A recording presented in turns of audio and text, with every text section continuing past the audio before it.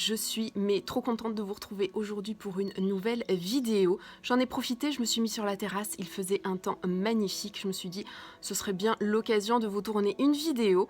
Et en plus c'est une vidéo généralement qu'on aime bien regarder, c'est la vidéo book haul.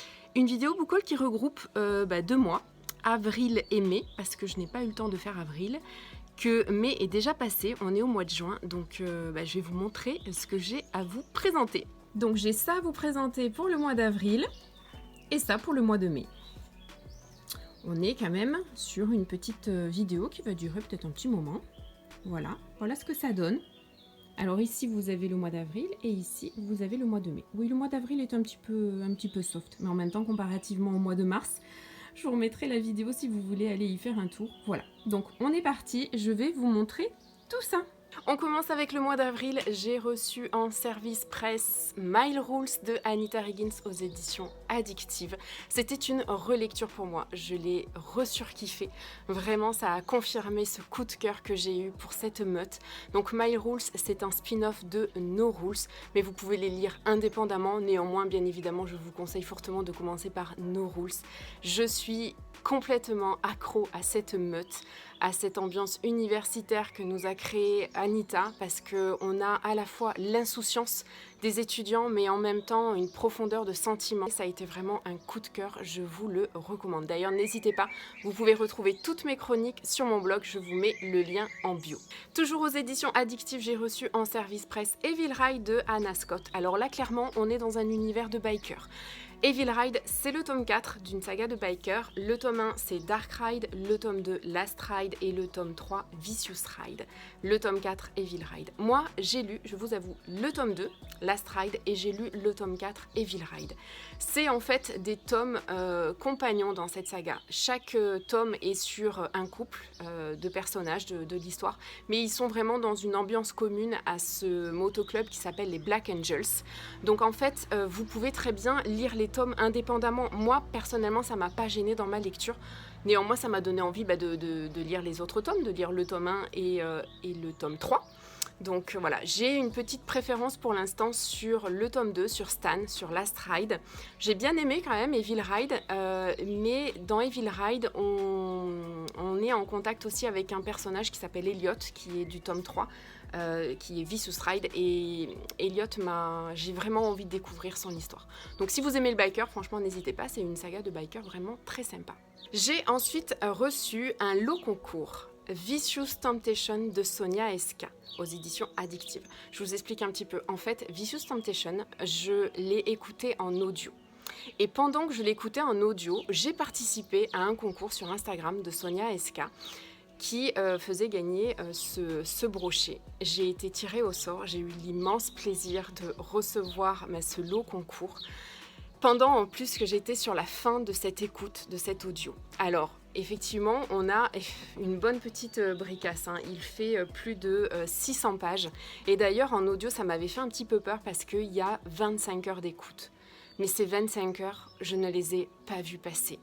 Vraiment, à chaque fois, c'était un plaisir de me plonger dans cette histoire. Cette histoire, c'est pas juste l'histoire d'un bad boy et d'une fille torturée. Non, c'est une histoire qui est bouleversante, qui est renversante. On s'attend pas du tout au lien qui peut relier ces deux personnages.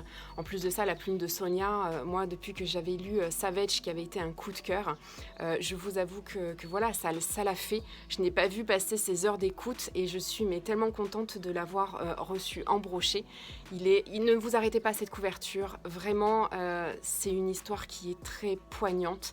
Et rien que de vous en parler, ça me donne des frissons parce qu'en plus de l'avoir écouté en audio, il est vraiment top. Vous avez deux voix, donc masculin pour le garçon et féminin pour la fille. Et vraiment, ça a été une sublime écoute.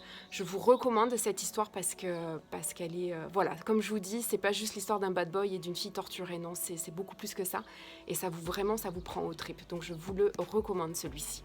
J'ai ensuite reçu un livre voyageur. J'ai participé à une sélection du compte Instagram The Book Trotteuse pour pouvoir recevoir en fait Toy Boy de Laetitia Dezel, le tome 1.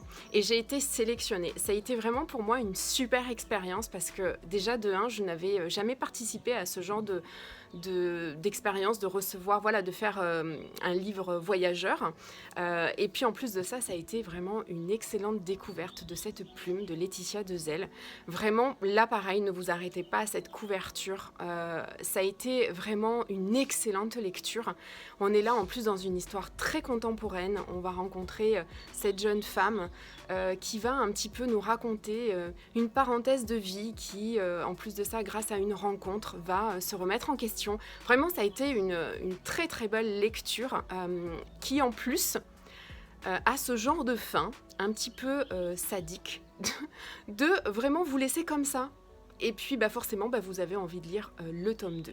D'ailleurs, je pense que je vais essayer de me le prévoir prochainement parce que c'était vraiment une histoire qui m'avait énormément plu. Et puis forcément, avec une fin comme ça, voilà, on a envie de continuer et de savoir la suite.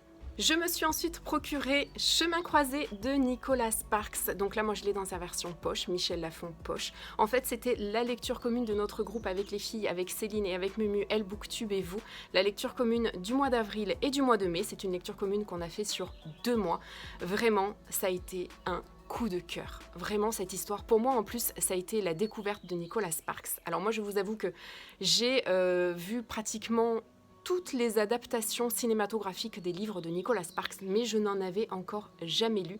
Chemin croisé fait vraiment partie des films que je préfère en adaptation de Nicolas Sparks. C'était vraiment, c'est un film qui m'a procuré beaucoup d'émotions et forcément j'étais plus qu'enthousiaste de pouvoir découvrir la plume de Nicolas Sparks et de redécouvrir cette histoire en écrit, et ça a été vraiment une superbe découverte de plume. Ça a été encore un coup de cœur d'histoire, c'est très bouleversant. D'ailleurs, on a fait avec les filles un live pour justement revenir un petit peu autour de cette lecture commune, donner chacune notre ressenti. Je vous mettrai en haut le lien pour que vous puissiez aller le voir si jamais vous voulez être tenté, si vous n'avez pas encore découvert les écrits de Nicolas Sparks. On ne spoil pas du tout. Par contre, sur la fin de la vidéo, on vous met bien des messages d'alerte pour vous dire voilà, attention, maintenant on va vraiment rentrer dans le détail. Donc vraiment toute la première partie de la vidéo, vous pouvez aller la voir. Si vous êtes si vous êtes encore indécis, n'hésitez pas. Je pense qu'à mon avis, on va vous tenter parce que pour nous, toutes les trois, ça a été une excellente lecture.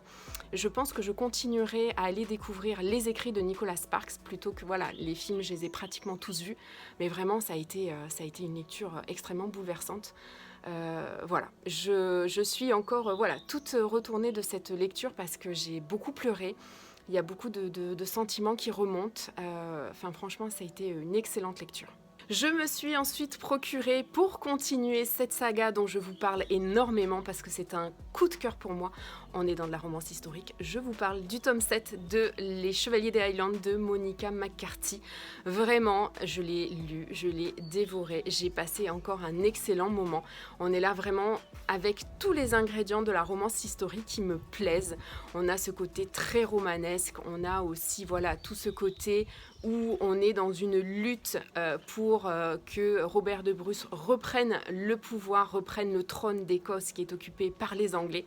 Vraiment, à chaque fois, je passe un excellent moment. Ça se lit très bien, ça se lit très vite. C'est pas compliqué. Moi, j'ai passé vraiment un très très bon moment encore. Je n'ai pas lu ce mois-ci le tome 8, mais bien évidemment, je compte bien me rattraper parce qu'il fait partie de mes lectures de juillet. Et enfin, pour rester dans la romance historique, vous savez que la romance historique, moi, ça aura été ma découverte en 2020. J'ai découvert ça et je ne compte pas m'arrêter parce qu'à chaque fois, vraiment, je passe des super bons moments de lecture. C'est un genre que je ne lisais pas. J'ai découvert ça l'année dernière et au fur et à mesure, à chaque romance historique que je lis, je me régale. Et donc, forcément, je ne pouvais pas passer à côté de la chronique des Bridgerton. Alors il faut savoir qu'en fait moi j'avais déjà pris l'intégrale tome 1, tome 2 de l'édition de J'ai lu, mais la couverture ne me plaisait pas tant que ça parce qu'en fait dès que j'ai vu que France Loisirs sortait pareil en version poche des tomes séparés avec des couvertures qui me convenaient beaucoup plus, parce que j'ai essayé de trouver les anciennes éditions. mais c'est très rare, ou alors vous les trouvez mais à des prix exorbitants. Et là, France Loisirs a décidé de sortir toute la saga en poche et en tomes séparés. Et donc là, forcément, j'ai pris le tome 1, que j'ai déjà lu en lecture commune avec Céline et Maureen. On s'est régalé, ça a été un super bon moment de lecture, on a beaucoup échangé. Donc là, c'est le tome 1, Daphné et le Duc. Donc je pense que, comme moi, vous avez vu forcément l'adaptation qui a été faite sur Netflix, que j'avais regardée, que j'avais dévorée. Je crois que la saison 1, je l'ai faite en pas beaucoup de jours. D'ailleurs, je trépigne d'impatience pour la saison 2. Mais voilà, j'ai tellement aimé ce côté très romance historique. On est en Angleterre, on est au moment voilà, de tous ces bals, que forcément j'ai pris le tome 1 et j'ai pris le tome 2 qui est sur Anthony. On est là en fait dans une famille anglaise et chaque tome est sur un membre des enfants de la famille. Le tome 2, je ne l'ai pas encore lu. Je l'ai prévu en lecture commune sur le mois de juin avec Céline. Peut-être que Maureen nous rejoindra sur cette lecture commune. En tout cas, voilà, j'ai hâte de me replonger dans cette romance historique anglaise qui me plaît beaucoup. On continue maintenant avec le book haul du mois de mai et on commence avec un énorme coup de cœur que j'avais reçu en service presse. C'est The Intense Deal de Sonia Esca aux éditions Addictive. Je dois vous dire que ça a été un ressenti qui a été extrêmement compliqué à écrire, qui m'a pris du temps. Parce qu'en fait, cette histoire, elle m'a tellement pris les tripes, elle m'a tellement serré le cœur que je voulais essayer dans ce ressenti. J'avais peur en fait de ne pas réussir à vous montrer toute l'intensité que m'a procuré cette histoire, que m'a procuré ce roman. Et souvent, ces ressentis sont difficiles parce qu'on veut tellement essayer de vous faire ressentir ce qu'on a ressenti quand on a lu cette lecture, que j'avais peur que les mots que j'utilisais ne soient pas assez forts, n'aient pas assez d'impact. Parce que vraiment, ça, c'est une lecture que je vous recommande, mais plus. Déjà parce que la plume de Sonia arrive à me procurer beaucoup d'émotions, beaucoup d'intensité. Et puis parce que cette histoire, elle est juste dingue. On est là dans un roman spin-off de Savage. On est avec un free fighter qui s'appelle Cruz et qui va faire la rencontre d'un soleil. C'est vraiment une histoire qui est extrêmement bouleversante, qui est dévorante parce que elle est très intense. Elle est très intense parce qu'elle nous parle, elle a pour thématique la maladie. C'est une histoire où à un moment donné, on a envie que le temps s'arrête. On a envie que notre lecture s'arrête parce que le temps dans cette histoire a son importance. Et rien que de vous en parler, j'ai un peu les larmes aux yeux parce que vraiment, c'est l'un de mes plus beaux coups de cœur depuis ce début d'année. Et je dois vous dire que je suis extrêmement contente que Sonia ait poussé l'écriture après Savage pour que Cruz ait son tome parce que cette histoire elle est à tomber. Elle est remplie d'amour, remplie c'est le combat d'une vie et on voit pas les pages défiler. On voit pas les pages défiler et en même temps on a envie que le temps s'arrête et vraiment c'est une magnifique histoire, je vous la recommande. Toujours aux éditions Addictive, j'ai reçu Hot de Jeanne Pierce, hypnotique, obstiné et ténébreux. D'ailleurs que j'avais eu l'immense joie en partenariat avec les éditions Addictive de vous faire gagner en brochet sur mon compte Instagram. On est là dans un roman spin-off de Coloc and Sex Friend. On est avec le personnage de Frank, on est dans un univers sportif parce que Frank est l'un des meilleurs joueurs de hockey des Black Hawks. On est en plus dans une thématique de retrouvailles. On est avec un couple qui s'est séparé il y a de nombreuses années, il y a 10 ans, sur un malentendu. Donc on est aussi sur des retrouvailles un petit peu houleuses entre nos deux personnages. Enfin, franchement, j'ai passé un super bon moment de lecture. Ça se lit très vite, ça se lit très bien. La plume de Jeanne Pierce est vraiment très agréable à lire. Et puis moi, j'aime bien un peu tout ce côté retrouvailles parce qu'on a des allers-retours dans le passé. En plus, ils sont justement dosés, ces passages-là, pour qu'on puisse comprendre pourquoi il y a eu justement cette séparation, nous en dire un petit peu plus sur leur passé. Et vraiment, j'ai passé un très bon moment de lecture. Également chez Addictive, j'ai reçu en service presse Under the Rain de Emma S. James. Je vous avoue que tout de suite, c'est cette couverture qui m'a tentée. Je trouve ce couple sous la pluie juste magnifique. Et puis aussi le résumé, parce que on est en Irlande, on est à Galway. On est avec Faye et Caleb, deux personnages qui vont se retrouver sur un malentendu à avoir une relation de faux couple. Donc forcément, on va se retrouver avec à un moment donné les sentiments qui vont rentrer en jeu, deux personnages qui vont à un moment donné se laisser prendre à leur propre jeu. Vraiment, je vous avoue que j'ai adoré cette lecture. Ce qui me faisait un petit peu peur, c'est le pavé, parce qu'on est là sur plus de 600 pages et en romance, à un moment donné, voilà. Alors, il y a eu juste un petit moment où il y a eu, sur les 70% de ma lecture, un petit flottement.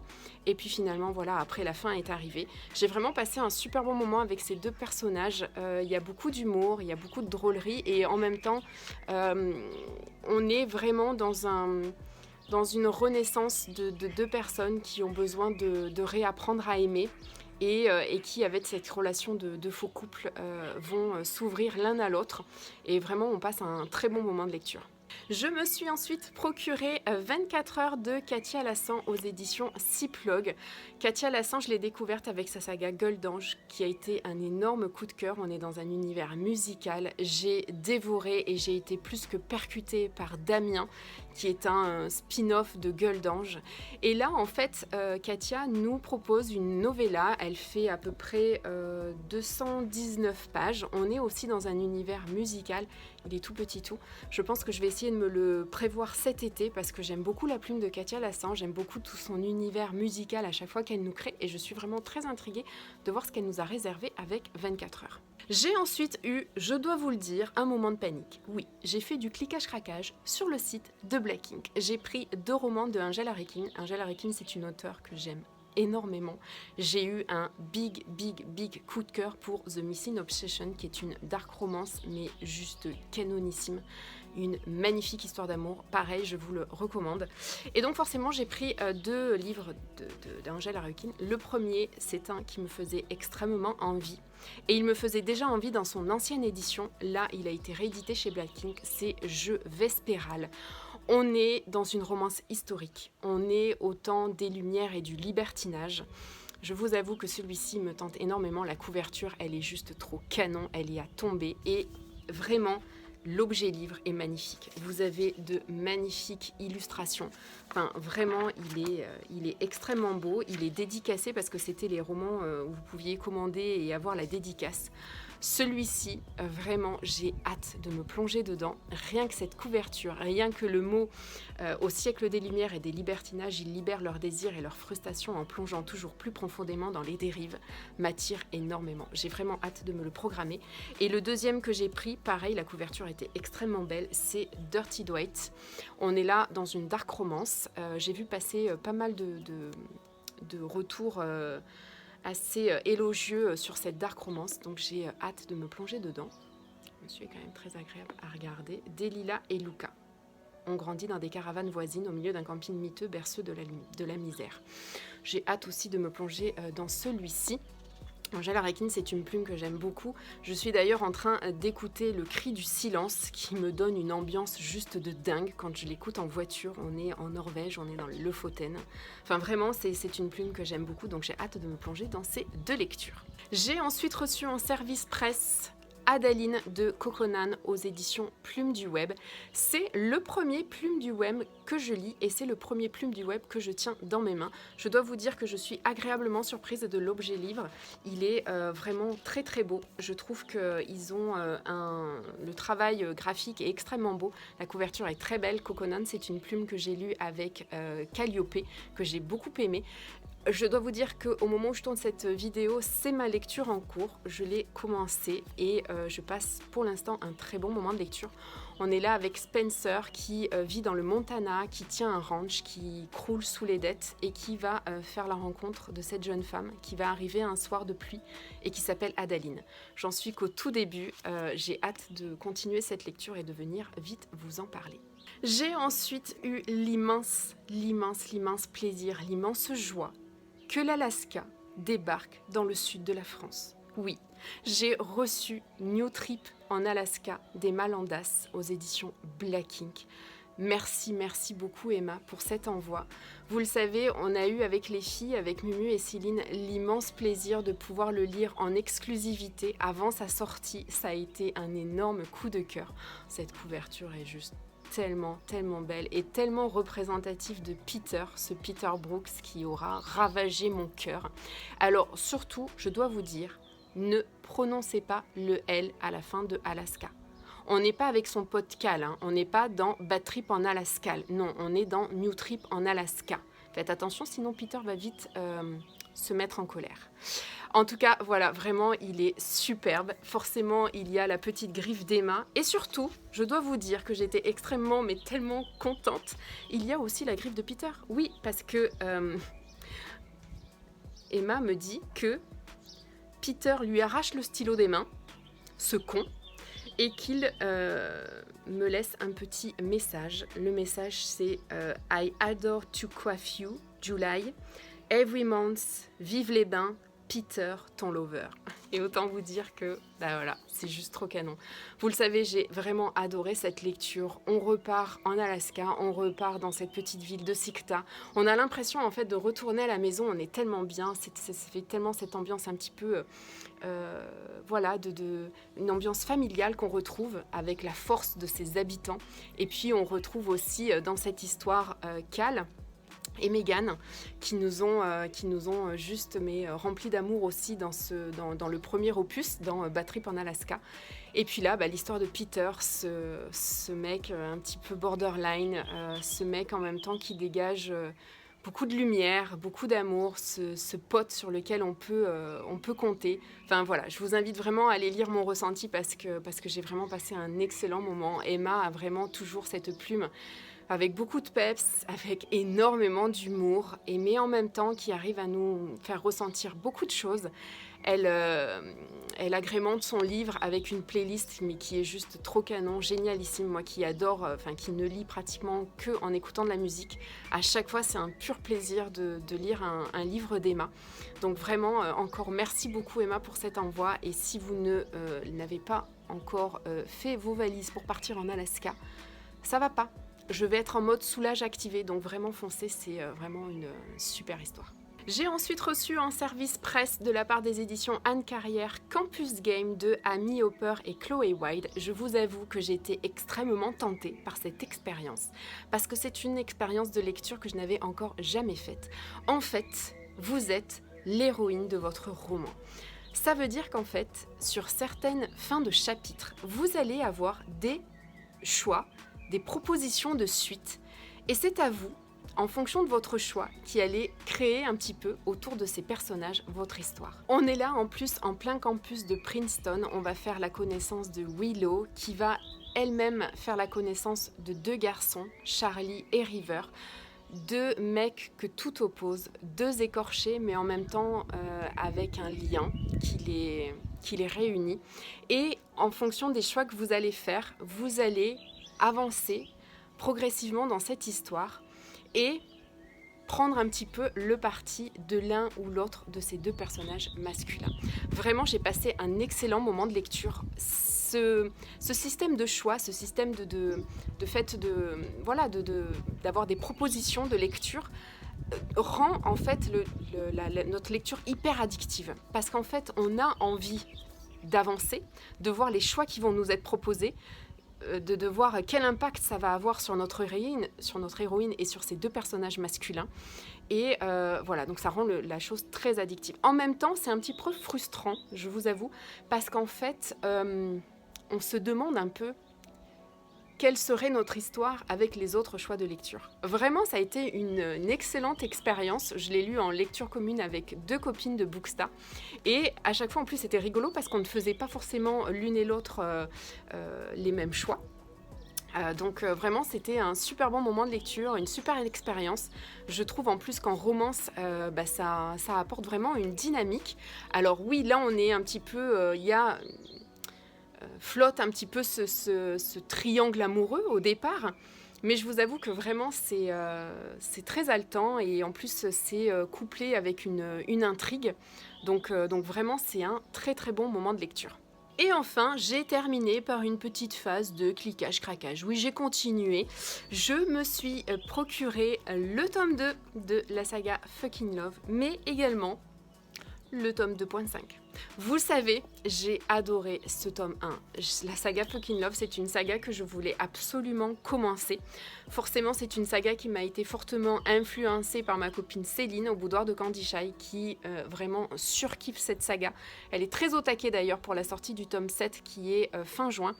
Donc, c'était vraiment une saga que je voulais commencer. Et je me suis dit, mais pourquoi je ne l'ai pas commencé avant? C'est elle qui m'a offert le tome 1 à Noël pour un petit cadeau de Noël. Et franchement, mais j'étais trop contente. Je vous en parle d'ailleurs dans ma vidéo Blondie veut lire de la saga en 2021. Et c'est le cas. J'ai commencé, j'ai lu le tome 1, je l'ai dévoré. Forcément, le tome 1 se termine qu'on a forcément envie d'acheter le tome 2, ce qui est fait. Je pense vraiment, voilà, ça va être ma saga de l'été. Autant ma saga de l'été l'année dernière, c'était les Hades Sandman. Autant cette année, ça va être la saga Fucking Love. Le tome 7 sort fin juin. Je pense que je vais être sur un rythme pour justement essayer d'avancer dans les tomes. Voilà, j'ai qu'une seule envie, c'est d'y retourner. On est là dans une thématique de porno gay, dans un univers porno gay, mais qui est tellement bien abordé par la plume d'Amélie Séastier. Enfin, franchement, c'est juste trop canon, c'est très addictif, ces personnages nous touchent. Voilà, on est dans la romance MM, dans un univers porno gay, et je vous avoue que je suis extrêmement bien surprise de ne pas avoir tout ce côté où on pourrait penser un petit peu malsain, pas du tout. C'est extrêmement bien abordé, la plume d'Amélie est juste top. Et voilà, j'ai juste envie de continuer. Donc voilà, donc je me suis pris le tome 2 et je me suis pris le tome 2.5. Forcément, c'est des lectures que j'ai prévues sur le mois de juin. Ça ne va pas rester longtemps dans ma pile à lire, c'est moi qui vous le dis. Voilà, donc on vient de faire le tour de mon book haul pour ce mois d'avril et ce mois de mai. Finalement, sur 19 réceptions, 12 sont lues. C'est plutôt un beau ratio. Je suis assez contente de moi. Donc voilà, donc j'espère que cette vidéo vous aura plu. Peut-être que vous en avez en commun avec moi, peut-être que vous n'en avez pas encore lu, que je vous ai peut-être un petit peu donné envie. N'hésitez pas à venir tout me dire en commentaire. Je me ferai un plaisir d'en discuter avec vous, ou peut-être... Voilà, dites-moi si vous aussi vous avez été en mode panique, en mode cliquage-craquage pour ces mois d'avril et ces mois de mai. Voilà, en tout cas, le cliquage-craquage, ça fait du bien.